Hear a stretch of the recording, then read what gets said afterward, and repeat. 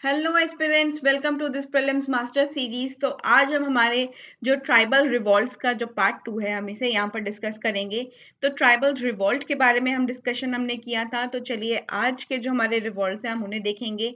तो सबसे पहले मैं आपको यहाँ पर एक क्लैरिफिकेशन दे दूँ कि आपको जो भी आप जो रिबिलियंस रीड करते हो या आप अपने अपराइजिंग्स के बारे में आप पढ़ते हो, तब आपको वहाँ पर सबसे ज़्यादा ज़रूरी होता है जो इस रिबिलियन से रिलेटेड जो लीडर्स होने वाले हैं वो हमारे लिए इम्पोर्टेंट है। प्लस इसके क्रोनोलॉजी आप लोगों के लिए इम्पोर्टेंट है। क्रोनोलॉजी इम्पोर्टेंट है, प्लस जो जगह जहाँ पर ये हुआ था वो इस यहाँ पर इम्पोर्टेंट हो जाएगा। जिस ईयर के साथ ये रिलेटेड है वो ईयर इसका जो है इम्पोर्टेंट हो जाएगा। तो कारण क्या रहा वो इतना इम्पोर्टेंट नहीं है, वो सिर्फ आपको जो है यहाँ पर चीज़ें याद रखने के लिए होता है, आपकी मेमोराइजेशन के लिए होता है। वो जस्ट आपके खुद की नॉलेज के लिए है। उसका प्रीलिम्स में अभी कोई रोल नहीं है कॉजेस का। तो उस होने का कारण क्या रहा वो मैं सिर्फ आपको आपकी नॉलेज के लिए ही यहाँ पर बता रही हूँ। तो यहाँ पर आप लोगों के लिए इम्पोर्टेंट तो क्रोनोलॉजी है, प्लेस है, the year related to the revolts और रिलेटेड टू द रिबिलियंस। जो भी रिबिलियन के साथ रिलेटेड ईयर्स होंगे वो आप लोगों के लिए इम्पोर्टेंट रहने वाले हैं। और जो लीडर्स किसी रिबिलियन के साथ एसोसिएटेड होते हैं तो वो आप लोगों के लिए इम्पोर्टेंट होते हैं। तो आज का जो हमारा फर्स्ट रिवॉल्ट है वो हमारा जो हम पढ़ने वाले हैं वो है Santhal rebellion. Sorry, that is Santhal rebellion, जो 1855 से 56 के बीच में ये बिहार में हुआ था। तो चलिए इसके बारे में एक छोटी सी यहाँ पर डिस्क्रिप्शन जो है वो मैं आपको बता दूं कि अगर हम देखें तो लेट 18th सेंचुरी में क्या हो रहा था। जो संथल्स थे इन्होंने माइग्रेट किया to the Rajmahal hills for settled agriculture के लिए इन्होंने माइग्रेशन किया, जिसकी वजह से कॉन्फ्लिक्ट्स आने स्टार्ट हो गए थे पहाड़ियाज के साथ। जो प्रैक्टिस क्या कर रहे थे, प्रैक्टिस करते थे शिफ्टिंग कल्टीवेशन। ये शिफ्टिंग कल्टीवेशन प्रैक्टिस करते थे। और ब्रिटिशर्स ने इनको जो है इनके जो मुद्दे हो रहे थे, जो डिस्प्यूट थे, इनको रिजॉल्व करने की इन्होंने कोशिश की बाय क्रिएटिंग द दमन एकोहो।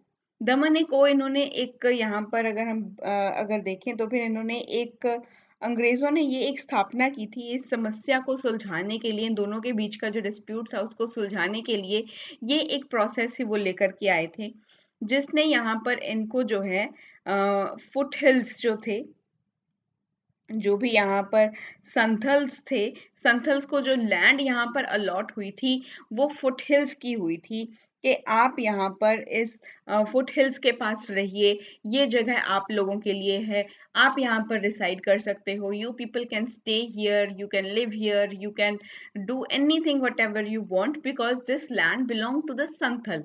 तो जो भी फुट हिल्स के पास जो लैंड थी वो संथल्स को दे दी थी। इस प्रोसेस के थ्रू जो ब्रिटिशर्स ने चलाया था पहाड़ियाज और संथल के बीच के जो डिस्प्यूट्स थे उनको रिजॉल्व करने के लिए। तो इस रिबिलियन का जो है कारण क्या बना, अभी ये रिबिलियन हुआ क्यों था। देखो, हैवी टैक्सेस जो थे वो लगाए जा रहे थे बाय द कंपनी। जो भी ब्रिटिश ईस्ट इंडिया कंपनी थी वो बहुत ज़्यादा हैवी टैक्सेस जो थी वो लगा रही थी। तो हैवी टैक्सेस लगाने के कारण किसके अंडर, जो परमानेंट सेटलमेंट एक्ट आया था उसके अंडर इन्होंने जो है बहुत ज़्यादा हैवी टैक्सेस लगाने स्टार्ट कर दिए थे। एंड आई होप कि आपने परमानेंट सेटलमेंट एक्ट जो है वो अपने मॉडर्न हिस्ट्री में से पढ़ा होगा। बहुत इंपॉर्टेंट है ये आप लोगों के लिए, जो 1793 में आया था। परमानेंट सेटलमेंट एक्ट जो 1793 में आया था, इसके अंडर अगर हम देखें तो कंपनी ने, ब्रिटिश ईस्ट इंडिया कंपनी जो थी उसने बहुत ज़्यादा हैवी टैक्सेस लगाने स्टार्ट कर दिए थे। और बहुत ज़्यादा हैवी इंटरेस्ट जो था वो चार्ज किया जाता था on the borrowings by the dikus. जो दिकूज थे, दिकूज होते हैं जो आउटसाइडर्स मनी लेंडर्स थे। जो मनी लेंडर बाहर से आए हुए थे वो बहुत ही ज़्यादा इंटरेस्ट रेट के ऊपर जो है वो एक कर्जा दिया करते थे। एक बोरोइंग जो थी, अगर किसी ने उनसे कर्जा लेना है तो वो उसका इंटरेस्ट रेट बहुत ज़्यादा हुआ करता था। तो उसका इंटरेस्ट रेट ज़्यादा होने के कारण भी ये रिबिलियन हुआ। जिसकी वजह से संथल्स ने जो है अपनी ज़मीनें खोनी शुरू कर दी थी। तो देखो, एक तो हेवी टैक्सेस भी लग रहे हैं, ऊपर से अगर आप कोई भी आपको किसी भी चीज़ के लिए आपको पैसे चाहिए, आप उधार ले रहे हो, तो उधार को जो है जो है उधार चुकाने के लिए आपको इंटरेस्ट भी पे करना पड़ेगा।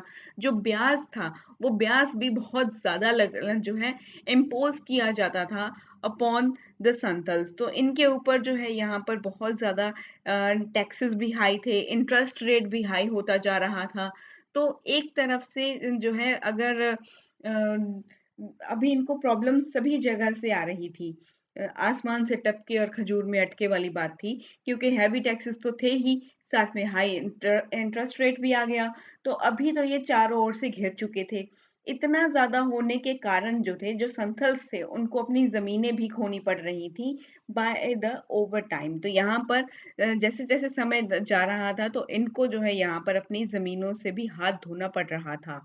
दैट इज़ द ज़मींदार जो थे, वो taking over the denim tracts. जो यहाँ पर ज़मींदार जो थे, वो यहाँ पर इनकी जो ज़मीनें थीं, उनके ऊपर वो कब्ज़ा करते हुए जा रहे थे। तो उन ज़मींदारों ने, उन मनी लेंडर्स, यहाँ पर ज़मींदारों ने जो है इनके जो संथल्स की जो लैंड्स थी, उनके ऊपर अपना कब्ज़ा इन्होंने जमाना स्टार्ट कर दिया था।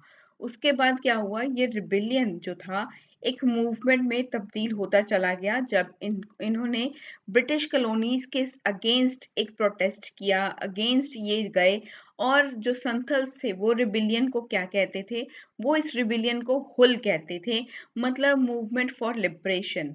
वो लिबरेशन के लिए एक मूवमेंट था। इसका मतलब है कि मुक्ति का एक आंदोलन वो कर रहे थे, मुक्ति के लिए वो एक आंदोलन कर रहे थे। तो जिसकी वजह से इन्होंने रिबेलियन को हुल कहा है। हुल का मतलब ही होता है मूवमेंट फॉर लिबरेशन, मुक्ति के लिए आंदोलन। तो ये जो रिबेलियन हुआ था, ये किसके नेतृत्व में हुआ था? सिद्धू एंड कन्हू मुर्मू जो थे, इनके नेतृत्व में इन्होंने जो है कंपनी के खिलाफ जाकर के इन्होंने ये रिवॉल्ट किया था। रिवॉल्ट के बाद क्या हुआ, जो संथल परगनास थे, was created out of the districts of the Bhagalpur. तो जो यहाँ पर हमारे संथल परगनास जो थे, इनको जो है यहाँ से बाहर कुछ जगहें जो थी, वो क्रिएट करके दे दी गई थी by the special law for tribals. एक स्पेशल लॉ ऑफ ट्राइबल्स के तहत ही इनको जो है यहाँ पर कुछ जगहें बना करके दे दी थी, districts of Bhagalpur and Birbhum के एरियाज के अंडर। तो यहाँ पर हमने इनके बारे में देखा। और अगर हम बाद में अगर देखें, तो इल्लीगल जो संथल्स थे, इल्लीगल संथल्स, ये जो था, यहाँ पर एक चीज़ें इल्लीगल हो गई थी कि संथल्स जो अपनी जो लैंड है, वो नॉन संथल्स को जो अगर वो दे करके जाएंगे, अगर उनको जो है यहाँ पर वो नॉन संथल्स को देंगे अपनी लैंड, तो ये इल्लीगल कहलाया जाएगा। जिसकी वजह से ब्रिटिशर्स ने बहुत सारे जो है इस तरह के लॉज लेकर के आए, ताकि उनकी जो ट्राइबल्स की जो लैंड थी, उनको वो सेव कर पाए, ताकि वो जो लैंड्स हैं, उनके ऊपर कोई भी आउटसाइडर आकर के उनको ओवरटेक ना करे। तो कोई आउटसाइडर आकर के ओवरटेक ना करे, इसी वजह से जो है यहाँ पर ब्रिटिशर्स ने एक लॉज लेकर के ये लोग आ रहे थे। तो ये था, हमने जो अभी डिस्कशन किया अबाउट द संथल रिबेलियन के बारे में। नेक्स्ट बात करेंगे about the Munda revolt. Let me change the colour, क्योंकि ना वो दिखाई नहीं देता है रेड कलर। तो मुंडा रिवोल्ट ये हुआ था 1890s और 1901 के बीच में, सिंहभूम एंड रांची के क्षेत्र में हुआ था। तो यहाँ पर इसके बारे में थोड़ी सी डिस्कशन करेंगे। जो ये रिवोल्ट, ये जो थे हमारे मुंडा विद्रोह जो था, अगर हम इनके बारे में देखें, तो इन्हें उल्गन भी कहा जाता है, ट्रीट ग्रेट तुमुलट भी कहा जाता है। तो इनका जो है उल्गन जो है, इनके नाम से भी इनको जाना जाता है। आगे अगर हम क्या बात करें, तो इनका एम क्या था? इनका एम था टू इस्टैब्लिश एन इंडिपेंडेंट मुंडा राज। तो इनका एक इंडिपेंडेंट मुंडा राज इस्टैब्लिश करने का यहाँ पर इनका एम था, with religious and political independence. एक रिलीजियस इंडिपेंडेंस भी हो और पॉलिटिकल इंडिपेंडेंस भी हो, उसके जो है उसे साथ में लेकर के ये एक इंडिपेंडेंट स्वतंत्र मुंडा राज स्थापित करना चाहते थे। ये इनका एक उद्देश्य था, इनका एम था। लेकिन क्या हुआ, जो ब्रिटिशर्स थे, British introduction of the zamindari system, फिर ब्रिटिशर्स लेकर के आते हैं जमींदारी system, which led to the imposition of rent on tribal land। जो ट्राइबल लैंड थी उसके ऊपर जो है ब्रिटिशर्स ने जमींदारी सिस्टम के अंडर जो है इसके ऊपर रेंट लगाने स्टार्ट कर दिए थे, causing eviction for non payment and increased dependence on serious money lenders। जो यहाँ पर बहुत ज़्यादा जो है इन्होंने किराया जो है लगाना स्टार्ट कर दिया था ट्राइबल लैंड्स के ऊपर, जिसके चलते जो किराया नहीं दे पाता था उसको जो है बेदखल कर दिया जाता था, उसको बेदखल कर दिया जाता था। और साथ में जो भी यहाँ पर मनी लैंडर्स थे, मनी लैंडर्स जो थे वो बहुत ही ज़्यादा उनके ऊपर जो है निर्भरता ज़्यादा बढ़ गई थी, क्योंकि वो अपने टैक्सेस जो थे वो हाई करके लगा रहे थे। देखो हैवी टैक्सेस कर जो है यहाँ पर उन्होंने इंटरेस्ट रेट बढ़ा दिया। मनी लेंडर्स जो थे वो जब पैसा आप लोगों को दे रहे थे, जब पैसा उनको देते थे, किसी ने भी अगर वहाँ उनसे पैसा बोरो करना है, मनी उनसे लेना है, तो उसके ऊपर इंटरेस्ट रेट ज़्यादा लगा दिया जाता था। तो जिसकी वजह से लोग जो थे वो मनी लेंडर्स के ऊपर ज़्यादा निर्भर होना उन्होंने स्टार्ट कर दिया। So the movement started with the anger against the money lenders. देखो इतना ज़्यादा अगर आप लोग जो है कोई मनी लेंडर अपना इंटरेस्ट रेट इतना ज़्यादा रख देगा, तो क्या कोई खुश होगा? कोई भी किसान खुश नहीं होगा। तो इसी वजह से जो मूवमेंट थी वो ज़्यादा से ज़्यादा स्टार्ट किसके वजह से हुई थी? That was the anger against the money lenders. Money lenders के ऊपर ज्यादा जो था वो गुस्सा आ रहा था। एंड जो आउटसाइडर्स हुआ करते थे, दिक्कूस के ऊपर भी इनको बहुत ज्यादा गुस्सा आता था। तो उसकी वजह से ये मूवमेंट स्टार्ट हुआ था, इंक्लूडिंग जो भी क्रिश्चियन मिशनरीज आ रही थी। यहाँ पर क्रिश्चियंस जो मिशनरीज थी वो यहाँ पर एंटर होना स्टार्ट कर देती हैं। तो क्रिश्चियन मिशनरीज के आना भी इनको पसंद नहीं था। तो इसने भी जो है एक इन लोगों के अंदर एक गुस्सा, एक जो एक गुस्से की जो भावना थी उसे उत्पन्न किया, और ये मन जो है मूवमेंट को स्टार्ट करने का एक कारण भी बना। लेटरली जो गवर्नमेंट थी उन्होंने बहुत सारे कुछ इस तरह के स्टेप्स लिए, लाइक अबॉलिशमेंट ऑफ कंपल्सरी बेगार। जो कंपल्सरी बेगार था इसका जो अबॉलिशमेंट इन्होंने कर दिया था। एंड इन्होंने पास किया था passage of the tenancy act of 1903।